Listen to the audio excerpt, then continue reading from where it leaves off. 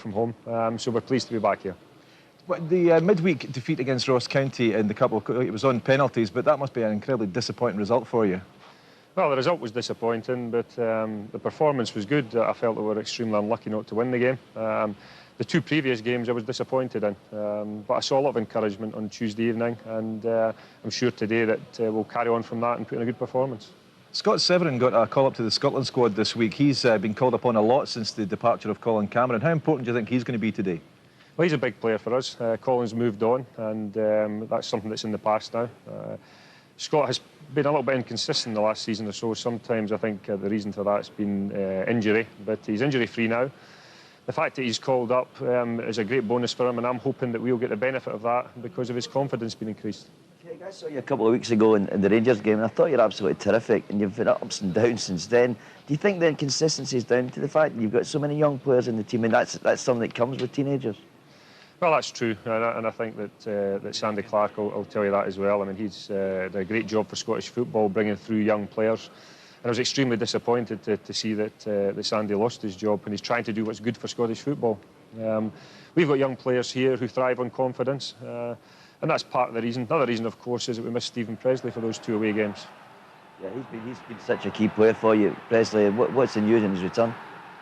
He's going to be fit today. Sorry, Chick, I missed that. Stephen Presley will be back for you today, obviously. Yeah, he'll play today. He's still not 100%, but the type of character he's desperate to play and desperate to help out his teammates. Sandy, sorry, Chick, I'm butting in here. Hi, Sandy. Hi, Craig. Thanks for your phone call through the week, big fella. Watched your game last week, Craig. I think you missed Brad Presley enormously at the back. You ended up having to play Scott Severin there.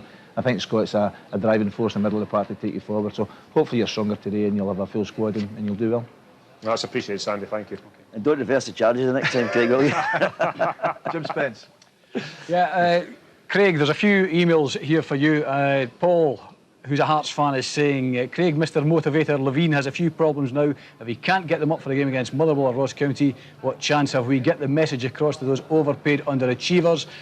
Bit of support here. This is for Craig, from Craig Gunn. He says, you were my best player at Hearts. I think you're doing great things for the club. Keep it up. The best and most exciting thing is the new Hearts plan set up at Heriot Watt. That's obviously your youth academy there. And Jamie Graham from Musselburgh, he says he'd like to ask Craig Levein why the team is set up so defensively away from home when we've shown in our home matches that we're at our best going forward and attacking the opposition. Craig, a response to that? Too defensive? Well, I don't feel so. I mean, we don't set our stall any different away from home, apart from one match this season at Celtic Park. Every other game we set out the same way as we do at home. But I mean, we touched on it earlier on about confidence, and we seem to be very confident at home. The fans get right behind us, and for some reason we play a lot better here than we do away from home. And that's my job, to try and work out the reasons why, and try to get results away from home.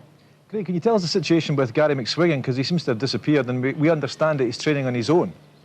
Well, Gary was made aware probably at Christmas time that he wouldn't be part of the long-term plans here, and nothing has changed in that.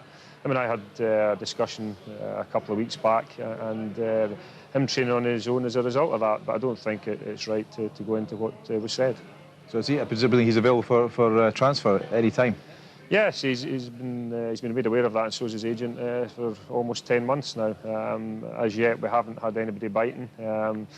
And we'll just have to wait and see what happens. OK, Craig Levein, thanks very much indeed for joining us this morning. Thank you.